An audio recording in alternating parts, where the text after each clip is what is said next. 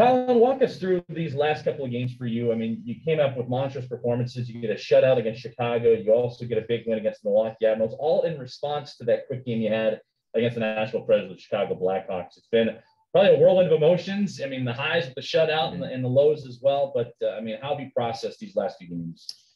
I think for me, I just really focused on my process, and my game plan and how I want to show up and how I want to prepare. And that's really been the main focus, down the stretch here. And I think also too, a lot of energy is just going into, what the team needs in the moment, whether it's, a big save or a whistle, just kind of reading the game and, letting the game, come to me and process. And, I think that's where I've had success. I think that's where our team has thrived. We have a lot of trust in each other, and, we've gone through that shared adversity, and we've those moments have galvanized us, and we've come, closer as a team, as a result. So I think just probably a culmination, of those things this past weekend is what led us to, have a really good showing. And, I think this is the start of, something really good for us. And I think we all feel that. And, it's pretty good to have that momentum on our side here. Hockey players are players of routines. Your last game was December 21st going into the break, and all of a sudden you had time off for multiple weeks on end. You get games postponed, COVID-19 protocols kicked in. For you and at that goaltending position to kind of get launched right back into the fold with the Blackhawks, with the IceHogs, how are you able to handle what the changes were like, especially coming out of the holiday break and into the new year? Yeah, I think you just approach it like any other game. It's my game and my process stays the same. That's what I try to do, is be consistent. And, unfortunately, that first game, just didn't wind up going our way.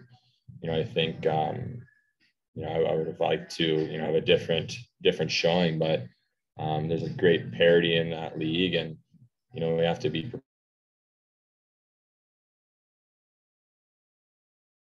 So for me, throughout that whole process of coming back down here, like, I'm just trying to be consistent in my preparation and my game plan. And that's what I think I'm good at now. This is my, fifth year at the organization.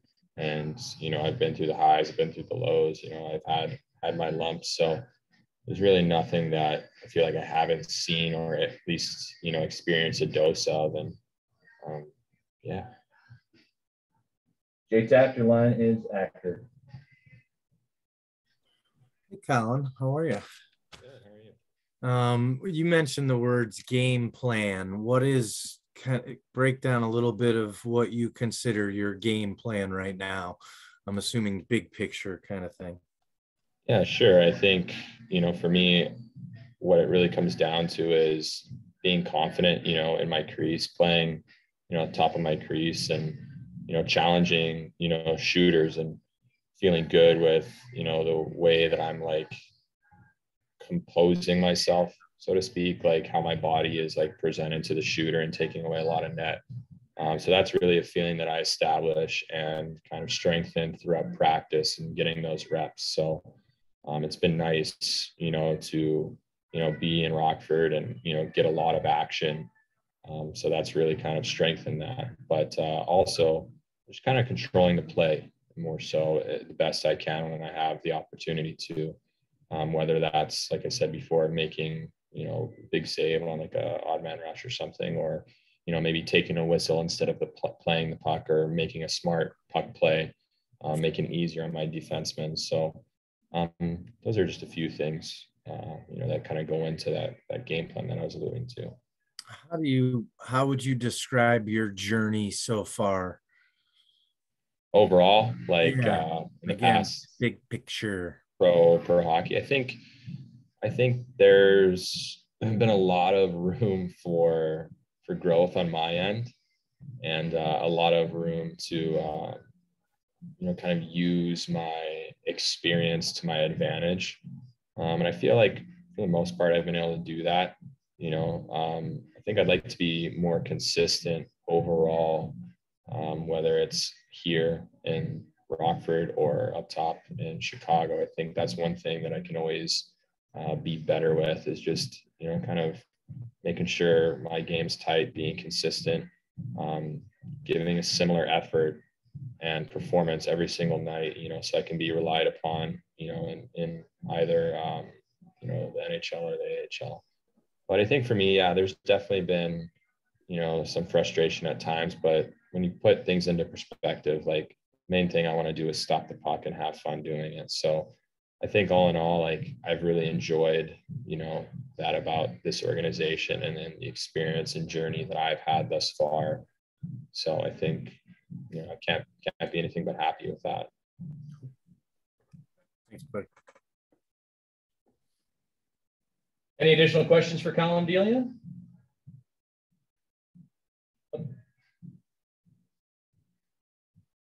Scott Lever, your line is active. Couldn't find the little hand thing. Hey, Collin, COVID here is just so crazy this year. Guys coming up, guys going down. Games like last night's getting canceled at the drop of a hat. How much does that kind of wear on you in terms of, because I know you guys are structured, you go through routines trying to prepare yourselves for each game. How much does that kind of mess with your preparation and your mind, and how have you guys been trying to cope with that? Has it become routine now, dealing with the unexpected? I think it definitely is good. That's a good experience from the point of view of, we just have to continue to control our emotions and continue to just focus on one day at a time.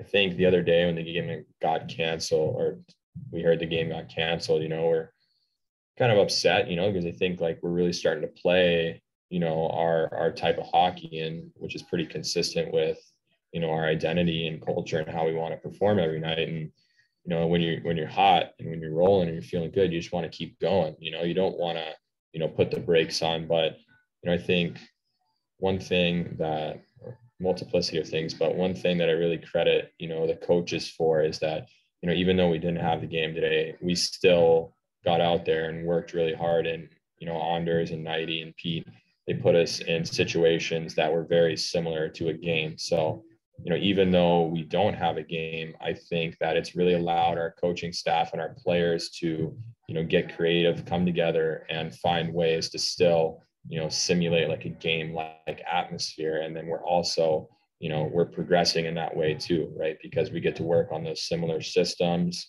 You get to put players in uncomfortable situations, like for instance, today, like we played, 3-on-3 at the end of practice, to simulate like, an overtime. And we were worked pretty hard, we were on for skills and we had a regular practice and then, 3-on-3 and to keep it competitive. And, there's going to be times where, we have 3.5 months left in our season, essentially, just about probably. And then playoffs, like we're going to be tired at times. And it's a good test for us, to, work on those skills. So I think in the instance, today where we don't have a game, like I thought it was really smart that we could get out there and, find ways to still be productive. So I wouldn't say it's normal by any means. I don't want to kind of get into that routine of like, oh, here we go. It's like another game canceled, because I think the other side of that coin is like, then you can start expecting games to get canceled. And I don't think you want to be in that situation either and, let your guard down. So, because I think we experienced that this year as well. The game for GR, that second game we had most recently in GR. And I don't think we're ready to play just because there was like some impending, COVID talk. So if the game is going to be played or not. So I think we always want to approach the game like we're going to play. And I don't ever want to, approach it like, oh, this is normal. But yeah, all in all, I think coaching staff and everyone has been really good with, getting something out of the days that we're not playing if the game's canceled. Look, every time I hear you, you sound more and more like a guy who would make a great coach one day. Is that something you kind of kicking around in the back of your mind a little bit? I think down the line, I think maybe there's a lot of self-coaching that always goes on with me and things that, there's a lot of like introspection in the way that, I approach my game and things that, I think that I'd like to do differently, too. And I think a lot of times holistically, like about the team. So I think maybe down the line, I'd like to do that. But I think also I just really care about, this team and, the guys that we have on it. And I think, we have too much potential and ability to let that go to waste this year. So yeah, I think maybe there's a little bit of self-coaching on my end, and then like a little bit of outward coaching to the guys and whatnot. But I'll leave that to Anders and Peter and Nighty for the time being. But yeah, maybe one day would be fun. One last thing here, you sound really optimistic on the current group that's here. Is describe the chemistry a little bit. When you played on so many different teams over the years, you get a feel for what works, what doesn't work. What you're feeling about the chemistry here right now? Well, I mean, from the moment that I got to Rockford, I knew that we had a special group of guys as far as skill was concerned. It was just a matter of time, before I realized like how unique this group was, by means of chemistry, just because I don't think we have a lot of egos on this team. Everyone really enjoys each other's company, and, personalities, don't clash. And I think we've all really bought into, what Kinger and then Anders and Petey and Nighty have been preaching. And, I think just overall, we just really enjoy each other's company, and that's something that's so key, of any team, of any unit trying to do something. There's a lot of unity, between everyone. I mean, and there's just a lot of continuity of thought as well, from the coaches on down. It's like we all believe in the systems that, we're being taught.